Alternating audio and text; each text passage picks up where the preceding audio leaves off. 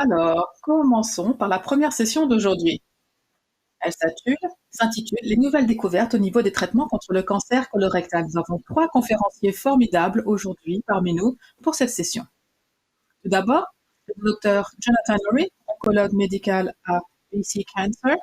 Il va nous parler des nouvelles avancées en matière de traitement. Ensuite, c'est le docteur Brandon Sheffield, qui est pathologiste au système de santé William Osler, qui lui parlera du séquençage nouvelle génération et des avancées. Enfin, ce sera Sami Chadi qui prendra la parole, un chirurgien colorectal qui parlera au centre de traitement Princess Margaret et il nous parlera aussi des avancées dans ce secteur.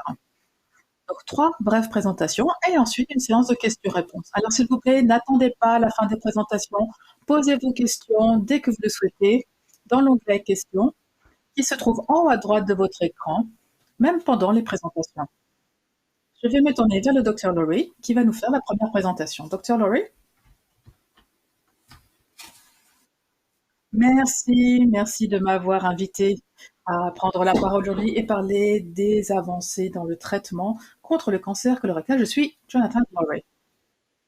Nous allons donc passer en revue ce nombre d'objectifs. Tout d'abord, nous allons voir de quelle façon l'oncologie change. Avant, c'était une approche un peu unique pour tout le monde et on va essayer d'avoir une approche de plus en plus personnalisée. Et cela se fait au moyen de traitements nouveaux qui prennent en compte les mutations ou les changements des niveaux de certains gènes ou des anomalies que l'on va essayer de cibler. Nous parlerons des nouvelles approches qui visent à identifier ces cibles afin de pouvoir mieux traiter les patients et mieux sélectionner le patient pour le traitement pour le bon patient. On va utiliser notamment une technologie qui s'appelle l'ADN tumoral circulant ainsi que des classifiants basés ARN et j'en parlerai un petit peu tout à l'heure. L'oncologie a considérablement évolué depuis les premières descriptions. Cela remonte à l'Égypte ancienne, les rouleaux de papyrus qui parlent des tumeurs, qui sont des parties du corps que l'on retire et que l'on brûle. C'est une façon de les traiter. L'idée était de voir ce que les cliniciens avaient sous les yeux. Ensuite, on est passé à la pathologie, on réalisait des biopsies, afin de trouver où avait démarré le cancer, donc dans le poumon ou le côlon, et donc on traitait le cancer en fonction de là où il avait démarré et en fonction de sa sensibilité. Et désormais, on avance vers l'oncologie moléculaire. Donc on ne cherche pas uniquement à savoir d'où le cancer vient, mais aussi quelles sont les anomalies particulières qui génèrent ce cancer. Qu'est-ce qui fait qu'on a un ensemble de cellules qui ne suivent pas les règles qu'elles devraient suivre. Donc l'objectif, c'est de prendre des patients qui ont certaines anomalies et les traiter selon ces anomalies afin d'avoir un traitement plus précis. Cela a vraiment été permis grâce à la baisse considérable du coût du séquençage génomique. Donc au début des années 2000, vous voyez les chiffres sur l'écran et la chute considérable de ce coût. Et vers 2014-2015, on voit que le coût arrive à un niveau qui est devenu abordable et on peut désormais pratiquer du séquençage dans la pratique clinique et pas uniquement à des fins de recherche. Donc on peut vraiment l'utiliser pour fournir un traitement au patient et décider quel traitement on va lui administrer. Alors maintenant, si on regarde la situation en 2014, vous voyez l'arbre de décision pour un oncologue et un patient, cet arbre était assez linéaire. On essayait un traitement et s'il ne fonctionnait pas, on passait à un deuxième traitement et on avait vraiment simplement une seule branche de côté qui utilisait un biomarqueur afin d'utiliser le bon traitement pour le bon patient, on l'appelait RAS. Maintenant, 2021, petite accélération. Et là, comme vous le voyez, il y a beaucoup plus de flèches qui partent dans tous les sens, ça a l'air assez confus. Et il y a un grand nombre de noms de gènes aussi sur cette diapositive. Donc, on utilise toute cette information pour essayer de sélectionner le bon traitement. Donc, en l'espace de 7 ans, les changements sont considérables. Non seulement on a des nouvelles thérapies à disposition, mais on a changé la façon de traiter le cancer. Donc, en grande partie, cela est dû aux biomarqueurs. Il s'agit de découvrir ce qui passe de travers le génome du cancer. C'est comme un livre de recettes qui explique aux cellules tout ce qu'elles doivent faire. Et parfois, les recettes sont mal écrites, mal expliquées. Et c'est ce que l'on retrouve dans les cellules cancéreuses, et c'est là qu'on va essayer d'agir. Si je pense à ces biomarqueurs, eh bien, deux façons de les voir. Alors tout d'abord, côté gauche, vous voyez les anomalies particulières et leur prévalence. Donc ça, c'est en bleu foncé autour du cercle. Donc certaines sont très communes, telles que les mutations KRAS et NRAS, plus de la moitié des patients. D'autres sont beaucoup plus rares, telles qu'une fusion NTRK, dont on parlera tout à l'heure, chez moins d'1% des patients. En essayant d'identifier ces choses, eh bien, on peut essayer de bien choisir le bon traitement. Côté droit, vous voyez un autre type de biomarqueur. On utilise en fait l'endroit où la tumeur a démarré dans le corps pour essayer de choisir la bonne thérapie. Donc, les lorsque la tumeur est sur le côté gauche du corps, donc sur l'écran c'est à droite, entre l'angle gauche du côlon et le rectum, et bien dans ce cas-là, le pronostic est meilleur. Ces patients vivront plus longtemps avec ce type de cancer, mais ils réagissent différemment également à certains médicaments. Donc à gauche, on se sent vraiment très technologique, et à droite, on se sent parfois un petit peu idiot sur ce graphique parce qu'on ne sait pas exactement pourquoi il y a une différence entre la partie droite et la partie gauche du côlon, mais on y travaille. Donc, une des voies les plus importantes du cancer du côlon, c'est la voie MAP kinase. Donc là, vous avez le cercle bleu sur l'écran, c'est la cellule. Et la cellule a des récepteurs à la surface. Ces récepteurs, ils évaluent l'environnement autour de la cellule et savent, grâce au corps, quand elles doivent grandir. Et ça, c'est normal, en fait. Les cellules doivent répondre à des stimulus et grandir. Et après, il y a comme une course de relais. En fait, le message passe à travers la cellule, à travers différents gènes. Les gènes produisent des protéines et les protéines émettent le signal. Donc, on a RAS, BRAF, MEK, ERK. C'est une course de relais qui dit à les cellules quoi faire jusqu'à ce qu'elles le fassent. Et il y a des médicaments qui peuvent cibler la partie toute supérieure du récepteur.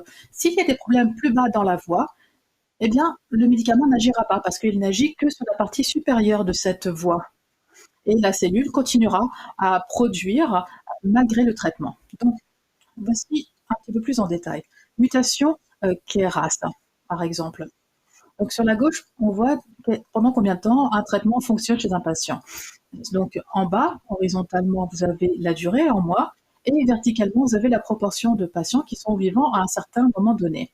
Donc, en bas à gauche de la diapositive, vous voyez que les patients qui ont la mutation, eh bien, chez ces patients, le médicament ne fonctionne pas. Si on n'en sort pas de traitement, là, ça c'est la courbe pointillée, on vit tout aussi longtemps avec le cancer que si on reçoit le traitement.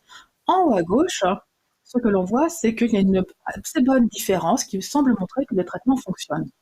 Ce qui est intéressant, c'est que si l'on compare cela avec l'emplacement de la tumeur, on voit qu'on a une tumeur côté gauche, c'est mieux de commencer par la thérapie ciblée et la chimiothérapie qui cible l'anti-EGFR, tandis que si c'est le côté droit, eh bien c'est une mauvaise idée. Il vaut mieux utiliser un médicament qui s'appelle bevacizumab.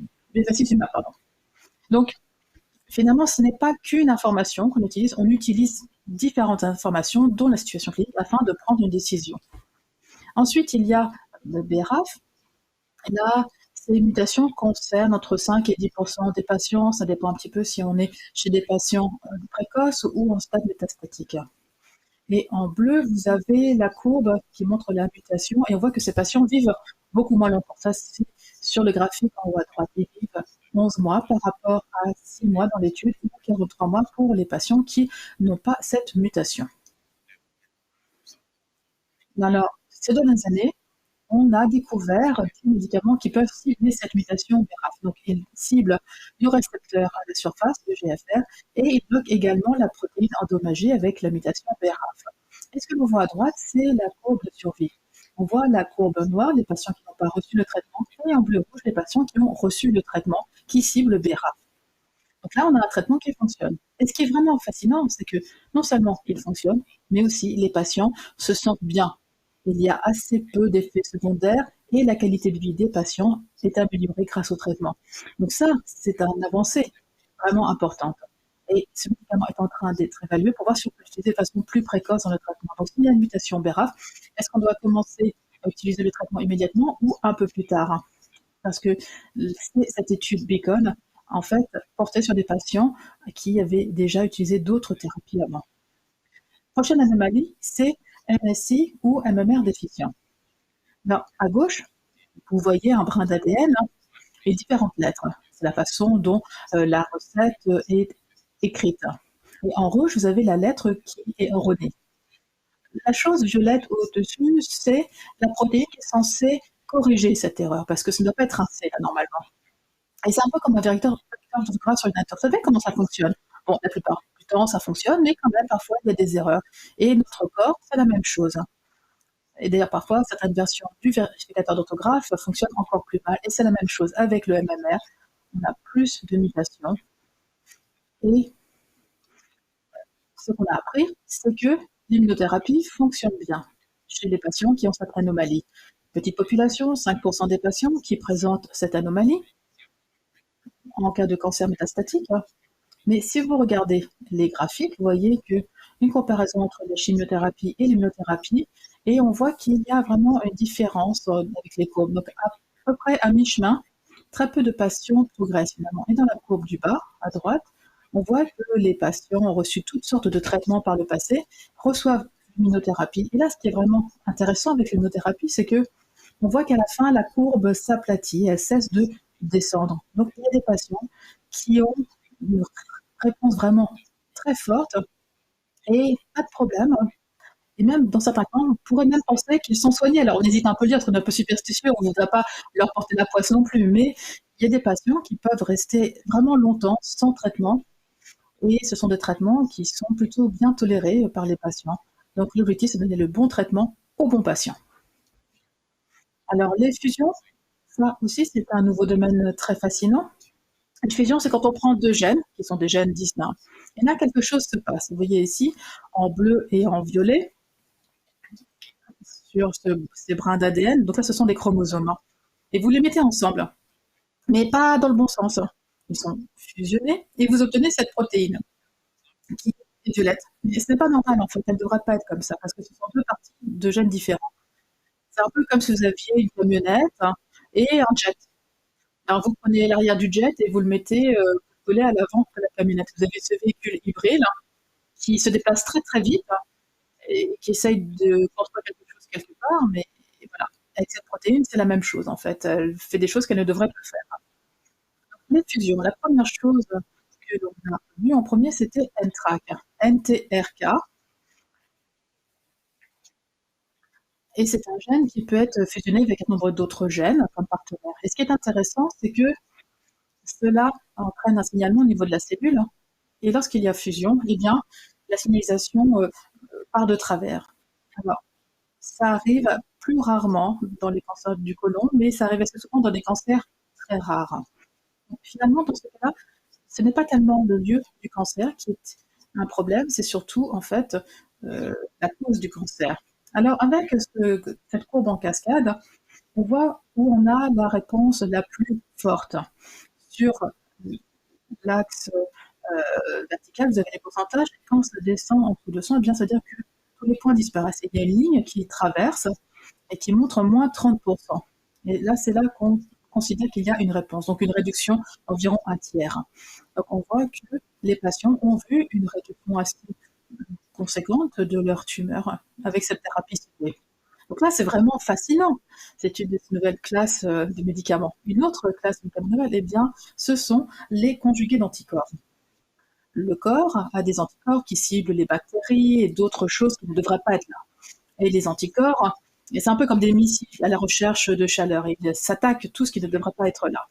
Les scientifiques ont appris à ajouter un médicament attaché à ce missile, donc une chimiothérapie très puissante qui est larguée là où il faut agir. Donc, HER2, c'est un gène spécifique.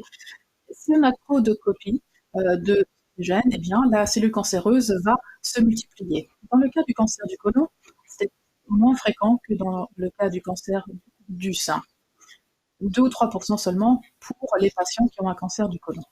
Mais ce traitement fonctionne plutôt bien. Et là, c'est une étude qui a été présentée lors d'une grande rencontre l'an dernier, et l'étude finale a été publiée la semaine dernière. Et on voit que la moitié des patients ont une réponse au traitement grâce à ce traitement, et ils voient une réduction de la tumeur. Alors, il y a quelques effets secondaires, mais comme c'est un traitement vraiment ciblé, il y a tout de même moins d'effets secondaires.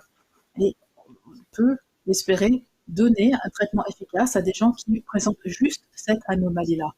Donc, bien entendu, il ne faut pas l'administrer à des patients qui ne présenteraient pas cette anomalie. L'objectif, c'est vraiment de faire quelque chose de précis. Alors, on utilise souvent les biopsies pour prendre ces décisions. Donc, on prélève un échantillon dans le corps grâce à une seringue Et avec donc cette nouvelle technologie, on fait des biopsies liquides. Ce que vous avez sur la gauche, c'est du sang. C'est une enfin, un tube à essai, mais agité vraiment très rapidement. Et on peut voir que l'ADN des cellules qui sont en train de mourir est extrait. Donc, et les cellules cancéreuses produisent beaucoup de cet ADN et on peut le trouver dans le plasma une fois qu'on a agité le sang et on peut voir ainsi ce qui se passe dans le corps. Ce qui est intéressant en fait, c'est que lorsque l'on fait une biopsie d'une tumeur, on fait une biopsie d'un endroit dans le foie par exemple. Mais comme le sang circule dans l'ensemble du corps, on peut voir ce qui se passe un peu partout. Parce qu'avec le cœur, en fait, le sang est envoyé un peu partout dans le corps. Donc on peut faire deux choses. On peut chercher la maladie résiduelle. Donc après une chirurgie, on peut voir s'il reste des signes du cancer, parce que chez ces patients, peut-être qu'on voudra faire quelque chose pour réduire le risque de récurrence du cancer. On peut aussi vouloir identifier toutes les mutations dans le corps et voir comment on peut peut-être les cibler. Peut-être qu'il y a une fusion intraque et peut-être qu'on n'a pas besoin de faire une biopsie tissulaire douloureuse et on peut juste faire cette prise de sang.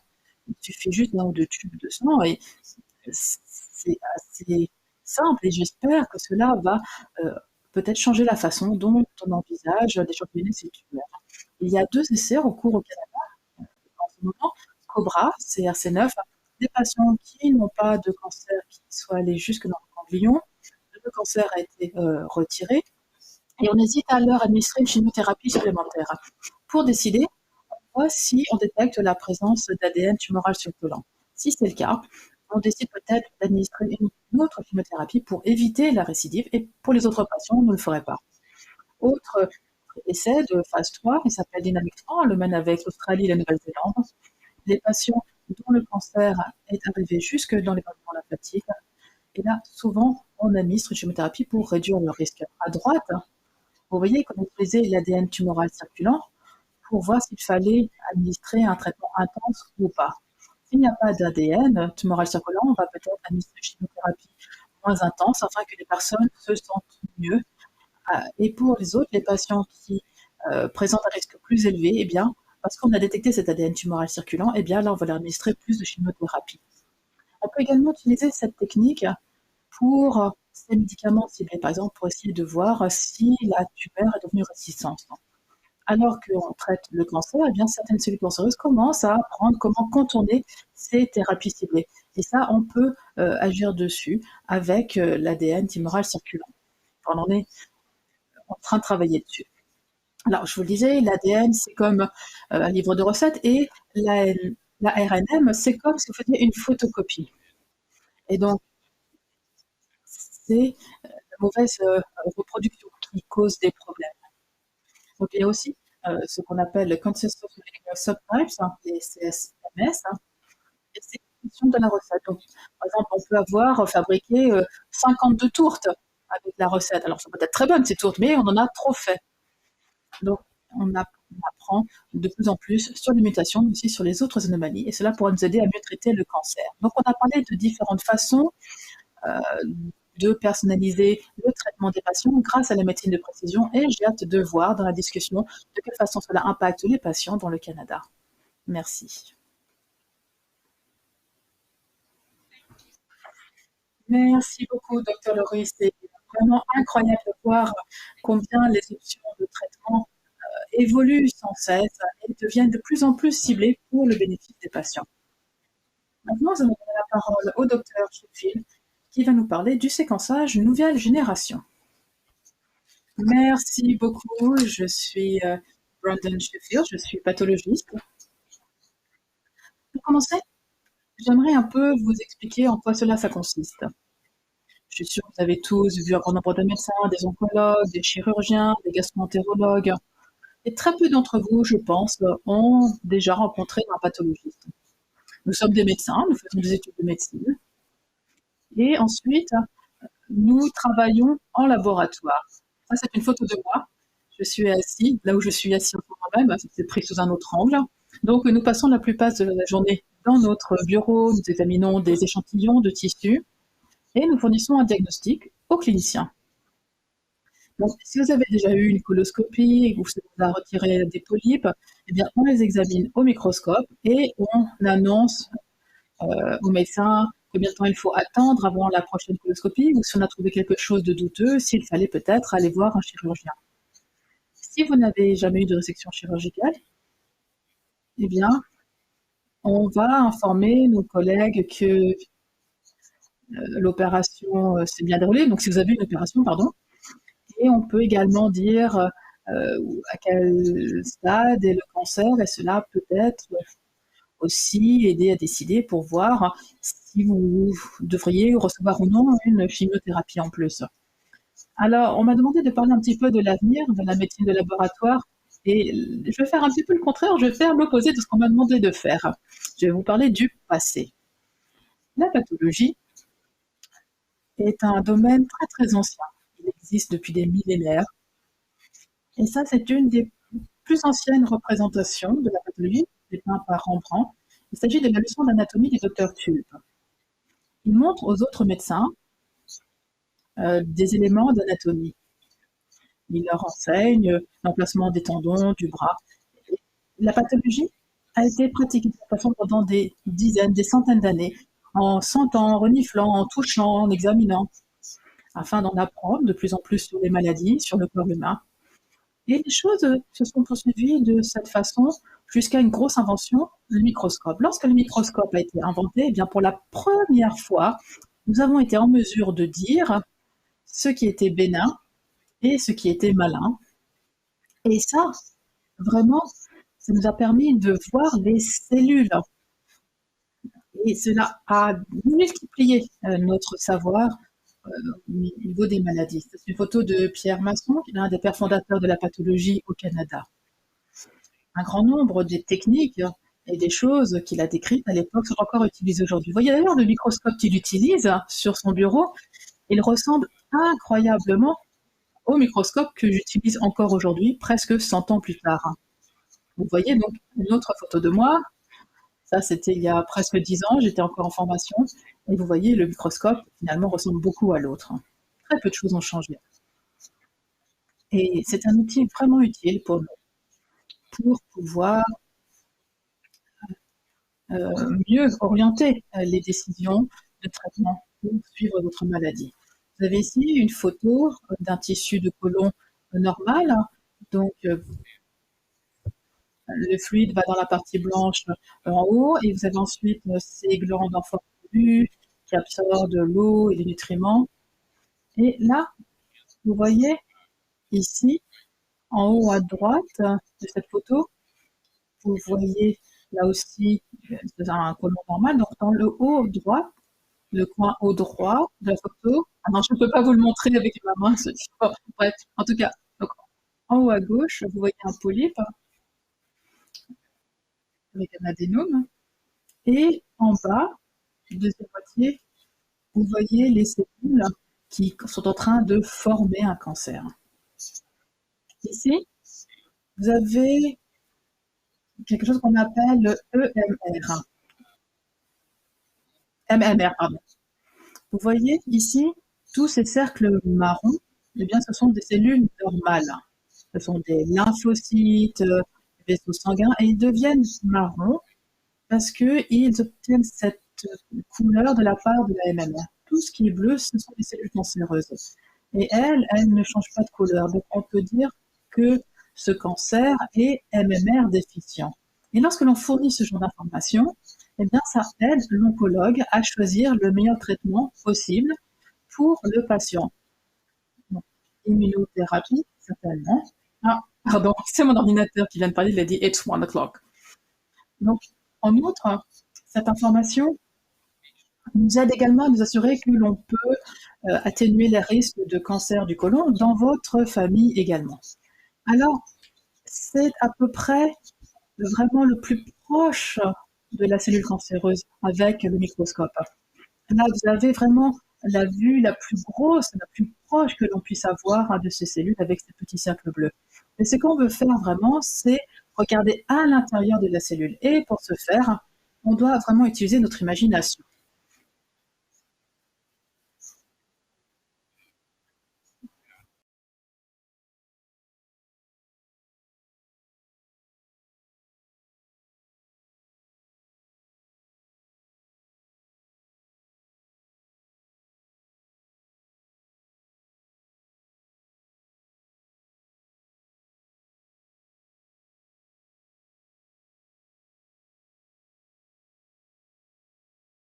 HEF, donc le récepteur du facteur de croissance épidermique et qu'on appelle également HER1. Et quand la molécule est en contact, elle commence à s'exciter et elle cherche un peu un partenaire de danse. Et son partenaire de danse préféré, c'est HER2. Elle va chercher peut-être HER1, HER2 ou HER4. Et quand la cellule commence à trouver ce partenaire, ils commencent à bouger leurs pieds. Mais les pieds se trouvent sous la cellule. Donc, vous pouvez voir que c'est juste sous la membrane qu'on voit les pieds. Et quand ils bougent leurs pieds, ces HER, ils aiment activer leur ami RAS. On parle souvent de Kirsten Ras. Il y a d'autres RAS comme Harvey Ras, NRAS. Et quand les RAS deviennent excités et s'emballent, ils touchent les molécules RAF. On a BRF, CRF, ARF. Ce sont ensuite des cellules qui activent leurs amis MEK, qui activent leurs amis ERK. Et ces cellules ERK vont dans le noyau de la cellule où on trouve l'épicentre de l'ADN, où on trouve ensuite la possibilité de faire une division cellulaire, où les cellules peuvent se déplacer et envahir. Donc, même s'il y a quelque chose qui les gêne, les cellules vont quand même pouvoir circuler. Et ce sont là les caractéristiques du cancer. Donc, dans la plupart des cancers du côlon, ces voies sont activées et activables. On a besoin de ces processus quand on a des embryons qui poussent dans le ventre ou qu'un enfant devient un adulte. Ce processus nous permet de grandir. Si vous vous êtes cassé ou plutôt fait une lésion cutanée sur votre doigt et vous êtes coupé avec un couteau, ce processus permet de libérer des molécules EGF qui circulent de part et d'autre de la peau et ensuite ça active les récepteurs EGF et ça fait en sorte que les cellules de la peau se déplacent, se multiplient, bougent et ce jusqu'à ce qu'une nouvelle couche de peau se constitue. Donc c'est un processus très important en biologie. Malheureusement, dans les cancers, ce processus se passe tout le temps sans arrêt. Et donc ce qu'il nous faut vraiment faire, c'est identifier lesquelles de ces tâches colorées sont activées. Ça nous permettrait de transmettre cette information à un oncologue. Et l'oncologue pourra ensuite prescrire une thérapie ciblée pour désactiver la protéine qui pose problème. Alors un peu comme quand le microscope a été inventé, on a eu une explosion de nouvelles connaissances. Aujourd'hui, nous en sommes à une autre révolution en sciences et en médecine. Avec un instrument comme celui-ci, c'est un séquenceur de gènes de prochaine génération qui permet de voir au-delà de la cellule, plus loin que ce que nous permettent les microscopes. Et ça nous permet, cette machine, de voir quelles aberrations précises ont vraiment déraillé dans la cellule pour mener à un cancer et ça nous permet de cibler de manière précise le traitement. C'est ce qu'on appelle la médecine de précision. Quand le séquençage du génome est arrivé, ça a pris 10 ans pour séquencer le premier génome humain et ça a coûté 1 milliard de dollars. Aujourd'hui, on peut le faire en un jour. Ce séquençage du génome, ça coûte moins de 1000 dollars. Et donc, ça devient très accessible pour pouvoir orienter les traitements de chaque patient. Un autre facteur limitatif, c'est les médicaments disponibles. Quand ce processus est sorti en 1998, on n'avait que le HER2, un inhibiteur ciblé. Et ensuite, on a eu des développeurs du BRAF, inhibiteur BRAF fait par les spécialistes en pharmaceutique. Et aujourd'hui, on peut, avec tous les médicaments qui existent, inhiber toutes les étapes de la voie qui mène à l'activation des protéines cancéreuses. Alors là, on a des médicaments qui deviennent de plus en plus nombreux et dominants, de sorte que les médicaments qui existent ne sont pas seulement utiles pour lutter pour les cancers du sein, du pulmonaire ou du côlon, mais pour traiter toute euh, déficience MMR ou NTRK réarrangée. Et c'est une manière beaucoup plus précise de faire des traitements anticancéreux. Et ensuite, ce qui est vraiment le plus magnifique dans tout ça, c'est que on n'aura plus vraiment besoin de procéder à des biopsies. Pourquoi? Parce qu'on pourra avoir toutes ces informations directement au sein d'un échantillon de sang périphérique. Ça permettra vraiment de faciliter les processus pour les patients et vraiment d'accélérer énormément le processus. Donc je pense que c'est vraiment une période très emballante et excitante en médecine. Nous sommes vraiment sur le point de changer complètement comment les choses sont faites. Un peu comme quand le microscope a été inventé, il y a eu tout un foisonnement de nouveaux traitements et de connaissances. Maintenant, nous en sommes à une révolution majeure qui change la façon dont nous traitons ces maladies. Et j'aimerais vraiment vous remercier d'avoir fait entendre votre voix et d'avoir défendu vos intérêts, même si ces technologies sont superbes, sauvent des vies et prolongent des vies, elles représentent un changement. Et il pourrait être difficile de faire concrétiser ces changements. Donc, il nous faudra que vous continuez, vous, comme patient, de faire entendre votre voix, de concert avec Cancer Colorectal Canada, et de continuer de défendre et promouvoir les meilleurs tests laboratoires possibles pour orienter vos thérapies. Je vous remercie infiniment et je serai heureux de répondre à vos questions pendant la discussion. Merci, docteur Sheffield, d'avoir démystifié le rôle des pathologues. J'aurais bien aimé avoir des professeurs qui utilisaient l'analogie des temps quand j'étudiais la génétique. Ça aurait été beaucoup plus clair pour moi. Alors, avec tout ça, maintenant, passons au docteur Chadi. Il a un troisième prix de l'occasion de vous avoir parlé et ravi de pouvoir répondre à des questions. Merci infiniment, docteur Chadi. Nous allons maintenant permettre à l'auditoire de poser des questions.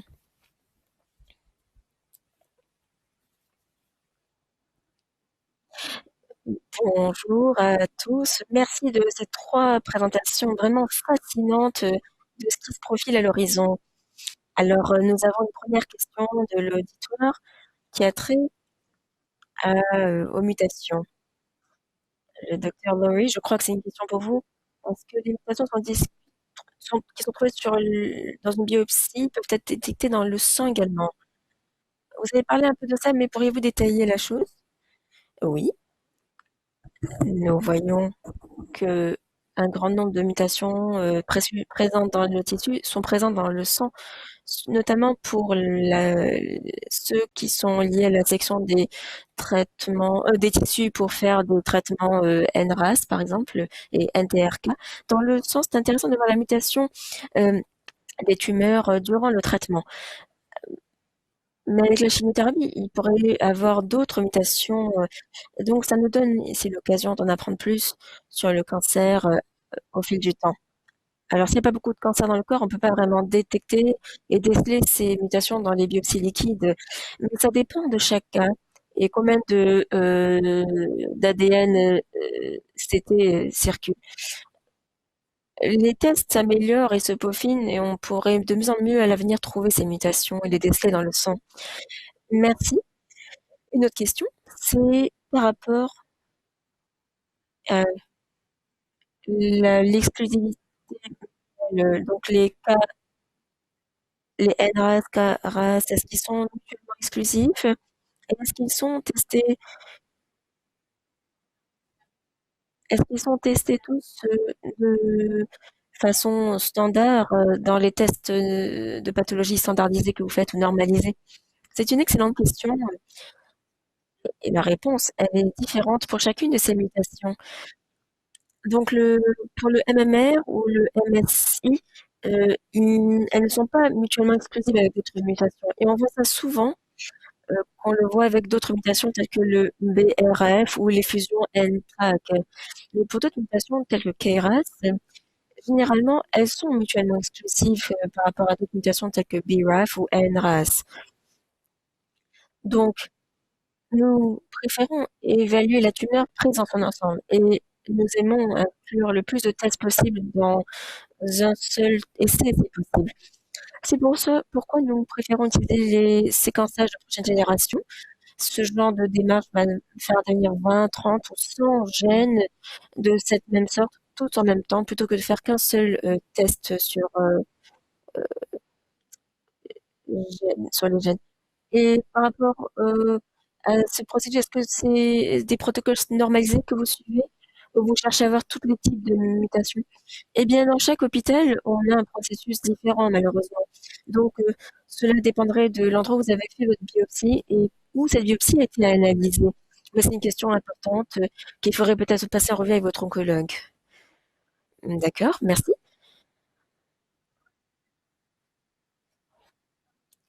Il y a une autre question par rapport au stade d'approbation pour les BRAF et les inhibiteurs du point de contrôle immunitaire. Pouvez-vous nous en dire davantage sur le statut d'approbation de ces techniques?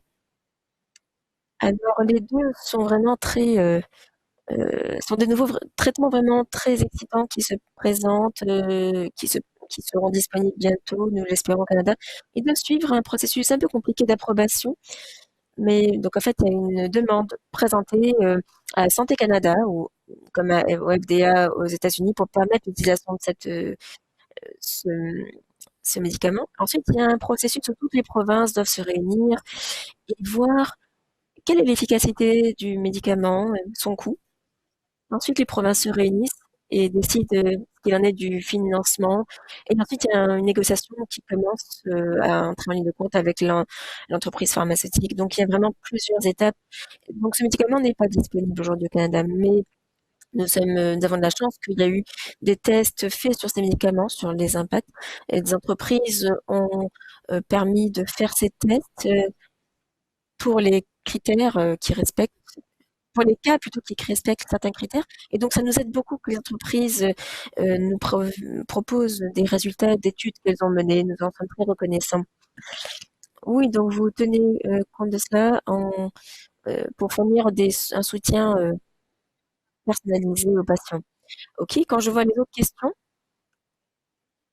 alors vous savez, on peut voter sur les questions pour voir les plus prioritaires. Alors, après avoir eu une opération en 2015, est-ce que c'est possible de renouveler les techniques chirurgicales pour restaurer ou rétablir une partie du côlon? Alors, cette question est plus commune et courante qu'on le penserait avec les patients qui cherchent à possiblement retourner aux toilettes naturellement. Mais malheureusement, certaines personnes en ont parlé, mais il n'y a rien qui se profile à l'horizon sur ce genre de développement. Mais il y aura des avancées en matière d'ingénierie des tissus. On ne sait pas donc ce que ça pourrait donner à l'avenir. Oui, donc ça rejoint tout ce dont vous avez parlé pour les perspectives futures. Est-ce que les patients peuvent demander d'obtenir leur profil après le diagnostic posé avant, au moment de la chirurgie? Et si c'est pas possible, comment est-ce qu'ils peuvent, quelle est la meilleure façon pour eux d'avoir cette information biologique? Alors cette question dépend un peu de l'endroit où l'échantillon est analysé parce qu'il y a différents processus selon les endroits. Dans certains endroits, ils peuvent tester, évaluer l'échantillon automatiquement et dans d'autres endroits, il y a une autre étape à suivre. Donc c'est quelque chose que le patient doit aborder avec son chirurgien ou un autre membre de l'équipe qui pourrait commander cette analyse. Tout dépend où les soins sont administrés. Ça varie d'un endroit à l'autre. Certains tests pourraient être payés ou remboursés par le système médical provincial et dans d'autres endroits, c'est peut-être pas le cas. Donc, cela pourrait aider de mener une consultation entre le patient et l'oncologue pour voir qu'est-ce qui pourrait être remboursé ou non. Mais d'autres membres de l'équipe peuvent également orienter le patient avant même que le patient n'ait à voir l'oncologue. Oui, donc ce partenariat avec votre médecin est très important. J'entends cela dans toutes vos réponses. Et j'ai une question de droit qui dit, je me demande si la technologie chirurgicale mini-invasive est normalisée partout où elle a lieu. Est-ce que vous avez une opinion là-dessus? Je crois que la chirurgie mini-invasive, c'est un terme général, générique, pour parler par exemple de la chirurgie laparoscopique ou à port unique ou la célioscopie ou robotique ou la technologie où certains chirurgiens vont passer seulement par l'anus ou le vagin pour faire des procédures chirurgicales intra-abdominales. Les deux autres procédures sont encore au niveau expérimental. Mais le terme donc chirurgie mini-invasive est un terme générique. Et comme je le disais dans mon exposé, il y a parfois une confusion dans les termes sur à quoi ça fait précisément référence. Est-ce que c'est l'ampleur de la chirurgie versus l'ampleur de l'incision produite Certains patients ont indiqué qu'ils veulent l'ampleur totale de la résection du cancer qui soit faite et que pour eux, l'aspect mini-invasif pourrait avoir une connotation négative. Donc, nous essayons de sensibiliser les patients sur ce concept en utilisant des termes tels que petite incision, incision par un trou, ça les aide à mieux comprendre. Merci, docteur Chadi. Alors, après avoir vu toutes vos présentations, ce que j'aime beaucoup, c'est la façon dont vous expliquez les choses. C'est très clair, c'est compréhensible par tous, c'est très pragmatique. Autre question concernant les protocoles de test. Est-ce que ces protocoles dépendent du stade du diagnostic? Alors, parfois, c'est un peu difficile de décrire ce qui se passe pour chaque patient au Canada parce que chaque province est différente. Et après, chaque hôpital dans chaque province a aussi son propre algorithme, son propre arbre de décision. Donc, pour l'heure, le processus sera différent pour chaque patient dans le pays. Alors, nous sommes en train de travailler pour changer les choses, mettre en place une norme nationale.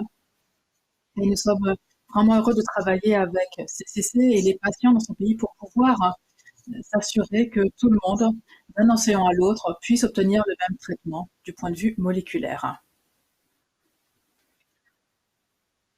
Oui, alors ça soulève un point très intéressant d'ailleurs.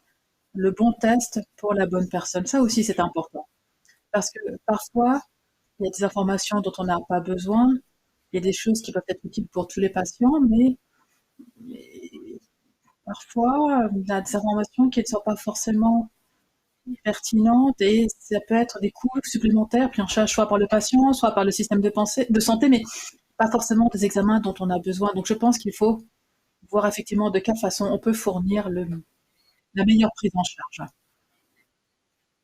Alors, nous aimerions que le test soit disponible et les cliniciens, les oncologues, les chirurgiens pourraient les demander lorsqu'ils en ont besoin pour les patients, plutôt que de les fournir à tout le monde, même si ce n'est pas forcément nécessaire. Donc oui, c'est ça. Avoir la bonne information pour le bon patient. Il y a une question, alors peut-être qu'il y a une erreur d'orthographe, alors dites-moi, mais quelqu'un demande si vous pouvez parler du panitumumab. Est-ce que c'est ça? C'est comme ça qu'on prononce, hein? Oui, oui, je crois, c'est ça. On va vous répondre, hein. Donc, est-ce qu'il y avait une question au sujet, peut-être, je crois que les gens veulent en savoir un peu plus, tout simplement. Alors, le panitumumab, ce sont des anticorps anti-EGFR. Donc, les anticorps servent à combattre les infections ou tout autre corps étranger. Et les scientifiques ont réussi à avoir des anticorps qui s'attaquent à des choses qui sont sur les cellules cancéreuses. Il y a un récepteur, et le docteur Sheffield a parlé des récepteurs qui dansent, et il y en a un qui est souvent là en cas de cancer, et c'est le GFR, et souvent ils sont trop nombreux à la soirée dansante. Donc l'anticorps, on peut l'administrer par voie intraveineuse, ça rentre dans le sang, ça s'accroche aux cellules cancéreuses, en tout cas aux récepteurs, et ça aide à tuer la cellule cancéreuse. Donc ça tue la cellule et en même temps ça apprend au système immunitaire à euh, se défendre. Et il y a un autre traitement similaire qui s'appelle le cetuximab. Alors une chose importante, c'est que s'il y a une mutation dans certains gènes qui sont dans la voie utilisée par EGFR, eh bien le médicament ne fonctionnera peut-être pas et ne produira que des effets secondaires. Donc c'est pour ça que le travail de Dr Sheffield est très important, très utile. Ça vous permet de choisir le bon médicament. Et si le panitumumab ne fonctionne pas, on pourra choisir un autre médicament. Eh bien, merci beaucoup pour cette réponse. Je regarde l'heure, je vois que la séance de questions-réponses est terminée. Je vous remercie tous les trois d'avoir fourni des informations aussi intéressantes. Vous avez été très pragmatique, vous avez parlé de choses très complexes, les médecines de précision, les traitements ciblés. Merci beaucoup. Alors, Samy, si on pense à l'avenir, ce n'est pas évident, sans doute, mais en tout cas, cela soulève beaucoup d'espoir pour tout le monde et merci à vous tous pour cette session fort intéressante.